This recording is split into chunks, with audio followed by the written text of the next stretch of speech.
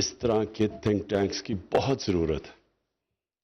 بدقسمتی سے جو ہم نے پاکستان کے ساتھ ہم بڑے ہوئے ہیں، ہم نے جو دیکھا کہ ہماری یہ بڑی اچھی کوالٹی کی پلاننگ کمیشن تھی 1960s کے اندر، اور اس پلاننگ کمیشن سے پاکستان کی جو پرابلی سب سے زیادہ اس ملک کی اکنامک ترقی بھی ہوئی، اور بلکہ دنیا میں ملیشیا جیسے، ساؤتھ کوریا جیسے ملک بھی پاکستان آئے اور انہوں نے پاکستان کو ایز اے ماڈل دیکھا۔ تو یہ جو ہماری ریگریس ہوئی، ہماری جو انٹلیکچول بیس جو ہمارا ایروڈ ہوا، ہم نے اپنی سبلیٹ کر دی اپنی انٹلیکچولزم اور اپنی تھاٹ پروسیس، اور ہم بالکل ایک ان اوریجنل قسم کے ملک بننا شروع ہو گئے جب ہم جو باہر سے آئیڈیاز آتے تھے ان کو اڈاپٹ کر لیتے تھے۔ ہماری اپنی اوریجنل تھنکنگ ختم ہو گئی، کیونکہ جب آپ کے تھنک ٹینکس ہی نہ ہو تو آپ تو باہر سے آپ تو کبھی کسی آئیڈیا لیں گے باہر سے، جو بھی نئی ٹرینڈ چلے تو اس کے آپ غلام بن جاتے ہیں۔ تو اس کی بہت ضرورت ہے، اس تھنک ٹینک کی، اور میں اس لیے کہتا ہوں کہ آپ کی یہ جو آنے والے دنوں میں اس ملک کو ضرورت ہے، کیونکہ میں چاہتا ہوں آپ ہمارے میڈیا کو بھی ایجوکیٹ کریں۔ جتنی زیادہ آپ ریسرچ کریں گے اور آپ کی ریسرچ کے بعد آپ اپنے پاکستان کا ویو پوائنٹ رکھیں گے دنیا کے سامنے، وہ آپ اپنے میڈیا کے سامنے بھی رکھیں گے، جو میں اپنے لوکل میڈیا کی بات کر رہا ہوں۔ کیونکہ میں دیکھتا ہوں پروگرامز کے اندر لوگ وہ ایک فریز ہے کہ ignorance makes the best argument, پتہ ہوتے ہیں لوگوں کو چیزوں کے اوپر بولتے جا رہے ہیں، اور وہ لوگوں کو بھی مسلیڈ کر رہے ہیں، اور پھر اس سے ملک کے اندر کوہیژن بھی نہیں آتی، کوئی نیشنل انٹرسٹ کا بھی سمجھ نہیں آتی کہ نیشنل انٹرسٹ ہے کیا۔ تو لہٰذا اس کی بہت ضرورت ہے، اور میں امید کرتا ہوں کہ آپ جس طرح آپ باہر سے بھی اسکالرز کو انوالو کر رہے ہیں، اور یہ آپ اس طرح کی ڈبیٹس کر رہے ہیں، اور جو آپ پیپر پروڈیوس کریں گے، میں امید کرتا ہوں کہ یہ انشاءاللہ آپ کا یہ گرو کرے گا، اور آپ بجائے یہ کہ ہمیں دنیا ڈیفائن کریں، ہم اپنے آپ کو ڈیفائن کریں۔ مجھے بڑی تکلیف ہوتی ہے جب سے 9/11 کے بعد خاص طور پہ باہر امریکن تھنک ٹینکس بیٹھے ہوئے پاکستان کے اوپر پروناؤنس کر رہے ہیں، نہ ان کو سمجھ ہے، نہ ان کو کوئی لوگوں کی کوئی تاریخ کا پتہ ہے، نہ ان کو لوگوں کو کلچر کا یہاں پتہ ہے، وہاں بیٹھ کے وہ ڈیفائن کر رہے ہیں یہ ایکسٹریمسٹ ہے، یہ فنڈامنٹلسٹ ہے، یہ وہ ہے، وہ اسلامک بام ہے، یہ اس طرح کی چیزیں، یہ سب باہر سے پروپیگنڈا ہمارے اگینسٹ آتا تھا، اور میں ہمیشہ فیل کرتا تھا کہ یہاں کبھی بھی ایک کنسیڈرڈ رسپانس نہیں ہماری طرف سے آتا تھا۔ مختلف قسم کے رسپانسز آتے تھے۔ ایک وہ لوگ بیٹھے ہوئے ہیں جو سمجھتے ہیں کہ جو ویسٹ آف سویز سے جو بھی چیز آتی ہے وہ ٹھیک ہی ہے، ویسٹرنائزیشن کو ماڈرنائزیشن سمجھتے ہیں، ان کے اوریجنل تھنکنگ نہیں ہے۔ دوسری طرف ہمارے ریئیکشنریز ہیں جو ریئیکٹ کرتے ہیں کہ کوئی بھی چیز ویسٹرن ہو اس کو ریجیکٹ کر دیتے ہیں۔ تو کیوں؟ اور وہ اس لیے کہ ہمارا اپنا اوریجنل تھاٹ ایوالو ہی نہیں کیا، ڈیولپ ہی نہیں کیا، اور ہمارے ڈفرینٹ سٹینڈز آتے رہے ہیں۔ یہ جو میں نے رحمت اللہ عالمین اتھارٹی بنائی ہے، اس کا مقصد ہی یہ ہے کہ کسی کو کوئی وہ اسلام کو وہاں بیٹھ کے کہتے ہیں کہ پاکستان سب سے زیادہ خطرناک دنیا میں ملک ہے، یہاں ایکسٹریمسٹ کو کانسنٹریٹ کر لیتے ہیں ایکسٹریم فیکشن سوسائٹی میں، اور سارے ملک کو ڈیفائن کر دیتے ہیں اس سے۔ میں جب پہلی دفعہ انگلینڈ گیا تو وہاں ایک ہوتے تھے سکن ہیڈز، وہ جس ایشین کو پکڑتے تھے اس کو مارتے تھے، ان کو ابیوز کرتے تھے، سب کو پیکیز کہتے تھے۔ تو اگر میں انگلینڈ کو ڈیفائن کر دیتا ہوں سکن ہیڈ سے، تو وہ تو پھر اور ہی کوئی ملک نکلاتا۔ حالانکہ اس ملک میں بہت ٹالرنس ہے، ان کے اندر بڑے انلائٹنڈ سوچ ہے، بڑے ٹالرنٹ لوگ ہیں، لیکن ان کے ایکسٹریم سے اگر میں ملک کو ڈیفائن کروں تو وہ تو اور ہی شکل نکلائے گی۔ ہماری بدقسمتی ہے کہ ہمارے ایکسٹریمز کو سامنے رکھ کے سارے ملک کو ڈیفائن کر دیتے ہیں، کیونکہ ہم اپنے آپ کو ڈیفائن نہیں کرتے۔ تو اس لیے رحمت اللہ عالمین اتھارٹی بھی بنائی ہے اسکالرز کی، پاکستان کے اسکالرز، باہر انٹرنیشنل بڑا زبردست کام ہو رہا ہے اسلام کے اوپر۔ تو ہم ایک ویل تھاٹ آؤٹ اپنا ویو دیں کہ ہمارا ہے کیا، یہ اسلام کے نام پہ ملک بنا تھا تو کیا ہے ہمارا اسلام۔ تو اس لیے تھنک ٹینکس کی ضرورت ہے، اور اس لیے آپ کی اس ملک کو بہت ضرورت ہے۔ یہ جو آپ نے پیس کی بات کی کہ پیس اور پراسپیرٹی یہ ساتھ ساتھ جاتے ہیں. لیکن میں ایک ہسٹری کا اسٹوڈنٹ ہوں. میری ایک کنسیڈرڈ ویو ہے کہ جب بھی جنگوں سے مسئلے حل کیے گئے ہیں ہمیشہ مس کیلکولیشن ہوتی ہے، اور اس کے ساتھ اس میں ہمیشہ جو فیصلے کرتے ہیں جنگ سے مسئلہ حل کرنے کے لیے ان کے اندر دو کوالٹی ضرور ہوتی ہیں. ایک تو وہ تاریخ سے سیکھتے نہیں ہیں، انہوں نے تاریخ پڑھی نہیں ہوتی دنیا کی، اور دوسرا ان کو تکبر ہوتا ہے اپنے ہتھیاروں پہ. یہ دو وجہ سے مس کیلکولیشنز ہوتی ہیں. آپ کہیں بھی دیکھ لیں، تاریخ اٹھا کے دیکھ لیں، زیادہ تر یہ مس کیلکولیشنز کی وجہ سے جنگیں چند ہفتے، ہمیشہ ورڈ ہوتا ہے کہ یہ چند ہفتے کی جنگ ہے اور وہ پھر جنگ چلتی جاتی ہے. یہ افغانستان میں دیکھ لیں، ہمارے اپنے ملک میں دیکھ لیں، ہم نے جب ملٹری آپریشنز کیے ہیں. یہ ابھی دیکھ لیں، یہ جو ایتھیوپیا نے ٹیگرے کے اندر وہ کیا، خود اس کے پرائم منسٹر ہے اور میں اس کو جانتا بھی ہوں اچھی طرح، کہتے ہیں یہ چند ہفتے کی بات ہے. تو آج دیکھیں کہ وہاں کتنا بڑا ہیومینیٹیرین کرائسس ہوا. سو میرا یہ کنسیڈرڈ اوپینین ہے کہ جنگوں سے جو بھی مسئلہ حل کرنے کی کوشش کرتا ہے وہ بالکل اور نہ اس کو تاریخ کا پتہ ہوتا ہے اور وہ انسانیت کا نہیں سوچتا، کیونکہ اتنی زیادہ ابھی افغانستان میں سفرنگ دیکھیں آپ کتنی ہے. تو ہمیں ہمیشہ کوشش کرنی چاہیے، لاسٹ منٹ تک پوری کوشش کرنی چاہیے کہ ڈائیلاگ سے ہم اپنے مسئلے حل کریں.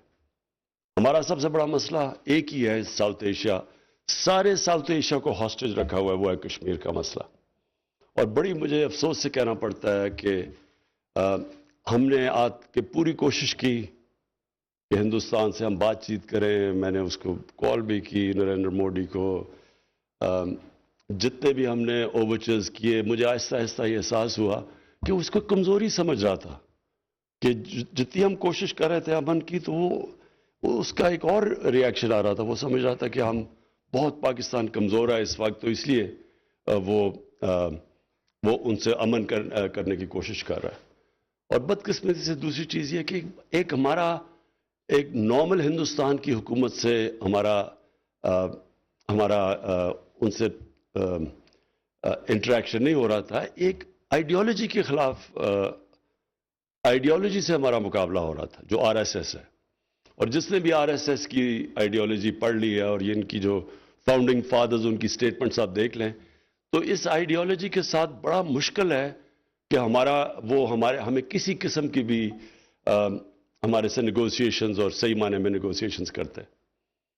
اور یہ صرف جو ہندوستان میں ہو رہا ہے یہ ہمارے لیے ہماری بدقسمتی نہیں ہے، اور خاص طور پہ کشمیر کے لوگوں کی بدقسمتی نہیں ہے، یہ ہندوستان کے لوگوں کی بڑی بدقسمتی ہے. کیونکہ ایک اتنا بڑا چیز ہے، جو بھی براہمن جو یہ R S S centred Brahmin یہ آئیڈیالوجی ہے، تو یہ جو ایکسکلوڈ کر رہی ہے وہ کم از کم 50-60 کروڑ لوگوں کو ایکسکلوڈ کر رہی ہے. یہ کبھی ہیومن ہسٹری میں ایسے نہیں ہوا کہ اتنے بڑے لوگوں کو، چنک آف پاپولیشن کو آپ کہہ دیں کہ آپ سیکنڈ کلاس سٹیزن ہیں. اور یہ صرف ہندوتا، یعنی یہ صرف ہندوؤں کے لیے ہندوستان ہے. تو اس کے بڑے سویر جو ریپرکشنز ہیں وہ ہندوستان کی سوسائٹی کے لیے ہیں. ہمارے کشمیر کے لیے جس طرح میں نے کہا کہ وہ جو ان کا ظلم سہ رہے ہیں، لیکن ہندوستان کے لیے اس کے آگے ٹائم بتائے گا کہ ان کے لیے بہت مشکل وقت سامنے ہے. اور یہ سسٹینیبل بھی نہیں ہے یہ آئیڈیالوجی، کیونکہ یہ جب آپ ایکسکلوڈ کرتے ہیں لوگوں کو، تو دنیا کی تاریخ کی یہ ایک ہسٹری ہمیں یہ بتاتی ہے کہ جب آپ مارجنلائز کرتے ہیں تو آپ لوگوں کو پھر ریڈیکلائز بھی کر دیتے ہیں. اور ریڈیکلائز لوگوں کے لیے اتنی بڑی مائنورٹی میں اگر تھوڑے سے بھی لوگ ریڈیکلائز ہو جائیں تو وہ ہندوستان کو دشمن کی ضرورت نہیں ہے ایکسٹرنل اینیمیز کی. جو ہمارا دوسرا اس وقت کافی بڑا ہمارے لیے واری ہے وہ افغانستان ہے. پہلے تو میں یہ کہوں کہ یہ بہت برا ہو سکتا تھا، اس سے بہت برے حالات ہو سکتے تھے. ہمیں خوف یہ تھا کہ یہاں سول وار شروع ہو جائے گی. ہم نے جب طالبان کے ڈیلیگیشن یہاں آئے بھی، تو جو ہمیں ساری ہماری ایجنسیز نے رپورٹ کیا تھا افغانستان میں، تو انہوں نے کہا اگر طالبان نے سارا افغانستان کے اوپر فتح کرنے کی کوشش کی تو وہ نہیں کر سکیں گے اور وہاں پروٹریکٹڈ سول وار ہو جائے گی. وہ تو ہمارے لیے سب سے بڑا نائٹ میئر سیناریو تھا کہ سول وار جس طرح جب سوویٹس گئے تھے تو اس کے بعد جو سول وار شروع ہوئی اس میں کم از کم 2 لاکھ افغان مرے تھے اس میں، اور اس کے جو ریفیوجی پرابلم تھا پاکستان کو وہ برداشت کرنا پڑا. تو ابھی بھی ہمارا نائٹ میئر سیناریو تو یہ تھا کہ سول وار ہوگی اور یہاں پھر ریفیوجیز اور افغانستان کی تباہی ہوگی. تو ادھر وہ تو اگر آپ ہم دیکھیں تو افغانستان کے بھی لوگ بڑے خوش قسمت رہ چکے ہیں، اور ہمارے لیے بھی ابھی تک بڑی خوش قسمتی ہے کہ وہاں اس طرح کی تباہی نہیں مچی. لیکن جو اب تباہی سے بچانا ہے افغانستان کو وہ ہے ہیومینیٹیرین کرائسس. اور وہ اس لیے کہ اس وقت جو ان کی فریز کر دیا ان کے ریزروز اور ان کا جو بینکنگ سسٹم کو انہوں نے بالکل فریز کر دیا ہے، تو اس کا امپیکٹ تو ان کی عوام پہ پڑے گا. اور ہم پوری کوشش کر رہے ہیں، OIC کے فارن منسٹرز کی میٹنگ بھی ہے انشاءاللہ اگلے ہفتے، جس میں ہم پوری کوشش کر رہے ہیں کہ دنیا کو آگاہ کریں کہ وہ اگر جتنا بھی آپ طالبان کو پسند کریں یا نہ کریں، ایشو تو اس وقت 4 کروڑ افغان لوگ ہیں. تو وہ جو انسان ہیں ان کے اوپر کیا گزر رہی ہے اور کیا گزرے گی اگر اسی طرح کے حالات پرسسٹ کیے. تو پاکستان اپنی پوری کوشش کرے گا، لیکن جب تک کہ امریکہ کے اندر یہ ریئلائزیشن نہیں آتی کہ اگر وہ اسی طرح ان کے فنڈز کو فریز کر دیا اور ان کی اکانومی کو سکویز کر دیا اور یہ ہیومینیٹیرین کرائسس ادھر چلا گیا جس طرف یہ جا رہا ہے، تو اس کا نقصان تو سب کو ہوگا. پاکستان کو بہت ہوگا، لیکن ایران میں بھی ابھی بڑا ریفیوجی پرابلم آیا ہوا ہے. ریفیوجیز یورپ میں آگے پرابلمز بنے ہوئے ریفیوجیز کے، اور افغانستان کے سب سے بڑا تو افغانستان کے لوگوں کے لیے جو 40 سال سے ہر قسم کی مشکل کا سامنا کر رہے ہیں، ان کے لیے ایک بڑا مشکل وقت ہوگا. تو اس لیے پاکستان اپنا پورا رول پلے کرے گا، اور یہ ہمارے لیے فیوچر کے لیے بڑا امپورٹنٹ ہے کہ افغانستان میں امن ہو.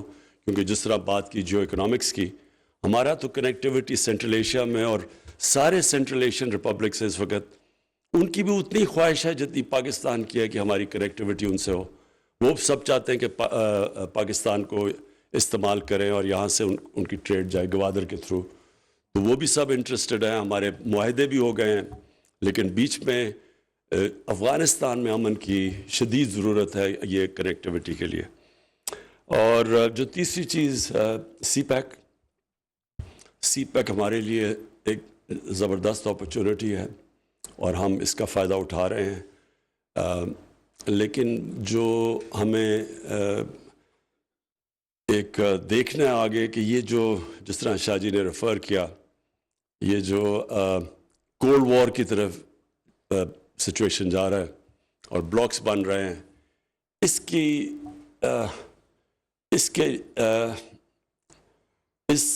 اس بلاکس کے بننے کو روکنے کے لیے پاکستان کو پوری کوشش کرنی چاہیے، کیونکہ ہمیں کسی بلاک کا حصہ نہیں بننا چاہیے. یہ جو پہلے کولڈ وار تھی اس سے بھی دنیا کو بڑا نقصان ہوا، اور یہ جو اب بننے جا رہی ہے کولڈ وار، اس سے بھی پاکستان ہم وہ ملک نہیں چاہتا کہ جو پھنس جائے اسی، جس طرح ہم پچھلی باری حصہ بنے تھے کولڈ وار میں. ہم چاہتے ہیں کہ ہم اگر لوگوں کو اکٹھا کریں. ہم نے پوری کوشش کی جب سعودی عربیہ اور ایران کا سٹینڈ آف تھا تو پاکستان نے بڑا رول پلے کیا اور اپریشیٹ کیا گیا دونوں ملکوں نے کہ ہم نے وہ ایک بڑا کرٹیکل فیز تھا جدھر ان کے اندر کانفلکٹ ہو سکتی تھی، تو ہم نے اپنی پوری کوشش کی اور انہوں نے اپریشیٹ بھی کیا. ہم یہ بھی چاہتے ہیں کہ اب یہ جو امریکہ اور چائنا کے بیچ میں یہ جو کولڈ وار ہے، پاکستان نے جس طرح 1970 میں اوپن کیا تھا چائنا امریکہ کے لیے، اسی طرح ہم ابھی بھی کوشش کرتے ہیں کہ ہم کسی طرح یہ جو ان کے فاصلے بڑھتے جا رہے ہیں اس کو روکیں. اگر ٹریڈ کے اندر کمپٹیشن ہے وہ تو ہمیشہ رہی ہے دنیا کی تاریخ میں، لیکن یہ اس سے آگے اس طرف نہ چلے جائے جس طرح کی سوویت یونین اور امریکہ اور ویسٹرن کنٹریز کے بیچ میں تھی. آخر میں کلائمیٹ چینج کی بات کرنا چاہتا ہوں. ہماری گورنمنٹ پہلی گورنمنٹ تھی جس نے اس کو فلیگ کیا جب اب نے 2013 میں پختونخوا میں فیصلہ کیا بلین ٹری سونامی کا. تب سے پتہ چلنا شروع ہو گیا تھا، سائنس آ گئے تھے پاکستان میں کہ گلوبل وارمنگ سے ہمالیہ کے جو گلیشیئرز ہیں وہ پگھلنا شروع ہو گئے، اور پھر گلیشیئر لیکس بننی شروع ہو گئی ہیں.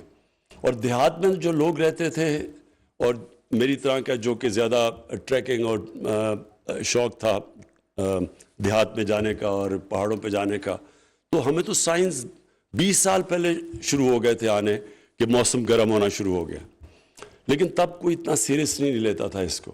پاکستان میں تو کبھی کوئی کسی نے سوچا بھی نہیں تھا کہ یہ کتنی بڑی تھریٹ آگے آ رہی ہے، اور پاکستان ان 10 ملکوں میں سے ہے جو سب سے زیادہ ونربل ہے کلائمیٹ چینج.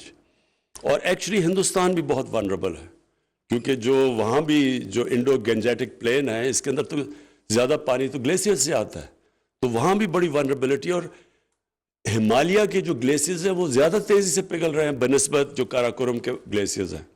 تو ہمارے تو جو آدھے سے زیادہ پانی آتا ہے وہ کاراکورم اور سلیمان رینج سے آتا ہے. تو ہندوستان میں تو ان کا سارا ہی ہمالیہ سے پانی آتا ہے گلیشیئرز کے اندر.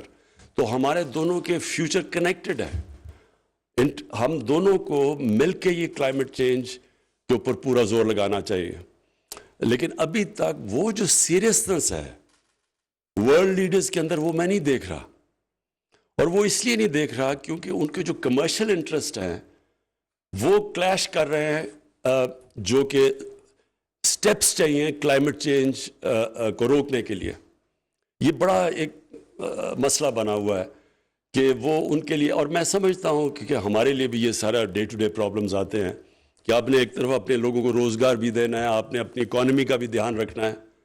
تو آپ اگر وہ سٹیپس لیں گے ہندوستان میں تو ان کے پتہ نہیں کتنی بجلی کوئلے سے بنتی ہے. پاکستان میں تو منسکیول ہے، ہم تو سب سے کم کنٹریبیوٹ کر رہے ہیں ایمیشنز کے لیے، لیکن ہندوستان میں تو بہت زیادہ ان کی بجلی کوئلے سے بنتی ہے.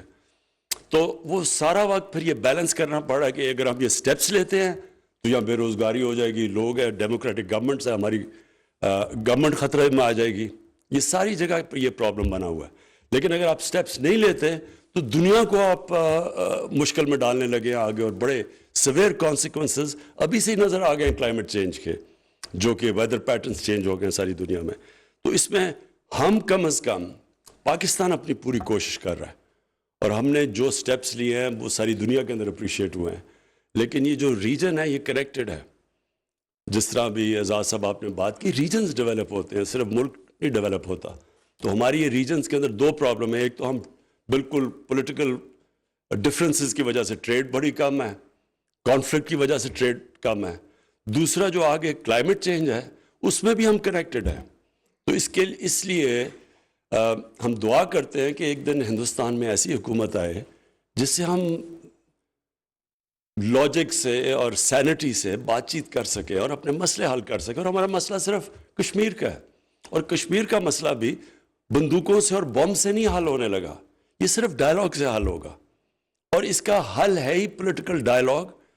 اور اس کے اور جو بھی کوشش کر رہا ہے ہندوستان کے بندوق کے زور سے اور جو وہ اسٹرانگ آرم ٹیکٹکس کر رہے ہیں اور ظلم کر کے کشمیریوں کو دبا رہے ہیں، یہ کبھی بھی کامیاب نہیں ہوگا. آپ ایک پاپولیشن کے اگینسٹ کبھی جیت نہیں سکتے. اگر پاپولیشن کے اگینسٹ جیت سکتے تو امریکہ آج افغانستان میں جیت چکا ہوتا. اس سے طاقتور فوج تو کبھی آئی نہیں ہے دنیا کی تاریخ پہ. اس لیے ہم امید رکھتے ہیں کہ ہندوستان میں ایک ایسی گورنمنٹ آئے گی جس کے ساتھ ہم بیٹھ کے ڈائلاگ ٹیبل پہ اپنا کشمیر کا مسئلہ حل کریں، اور اس کے بعد پھر جوائنٹلی کئی چیزیں ہم فائٹ کر سکتے ہیں. یہ جو پولوشن ہے لاہور میں، جو جتنا مرضی آپ لاہور میں کچھ کر لیں، لیکن وہ جو آپ سیٹلائٹ سے دیکھ لیں کہ وہ تو دلی سے لے کے سارے پنجاب سے پورا ایک پولوشن کا کور آ گیا. تو جب تک دونوں ملک نہیں مل کے بیٹھیں گے، وہ لاہور کی ہم جتنی بھی چیزیں کریں گے ہم صرف آدھا ہی مسئلہ حل کریں گے. آدھا مسئلہ تو جب تک جوائنٹ دونوں ملک مل کے نہیں کریں گے یہ مسئلہ نہیں حل ہو سکتا. میں آخر میں پھر اعزاز صاحب آپ کو اور اسٹریٹجک اسٹڈیز کی جو آپ کا تھنک ٹینک ہے، میں امید رکھتا ہوں کہ یہ اب گرو کرے گا، ڈیولپ کرے گا. ابھی تو آپ نے شروع کیا ہے، اور میں یہ سمجھتا ہوں کہ اس طرح کے ہمیں اور تھنک ٹینکس کی بہت ضرورت ہے. ہمیں ریسرچ کی ضرورت ہے. سب سے امپورٹنٹ چیز، ہمیں اپنی یونیورسٹیز کے اندر ریسرچ کروانے کی ضرورت ہے. یونیورسٹیز تو ہوتی ہیں جن میں ریسرچ ہوتی ہے، تو یہاں ہماری یونیورسٹیز میں انفارچونیٹلی یونیورسٹیز بن جاتی ہے، کوئی ریسرچ کے اوپر زور نہیں ہوتا. لیکن یہ جب آپ شروع کرتے ہیں تو یہ بھی ہمارے ملک میں بڑی کوالٹی ہے کہ ہم جب دیکھتے ہیں کہ کوئی اچھا کام ہو رہا ہے تو اس کو پھر فالو کرنے کے لیے پھر ساری لوگ ہمارے میں بڑا انیشیٹو ہے اور یہ لوگوں کے اندر بڑی جینیس ہے فالو کرنے کے لیے.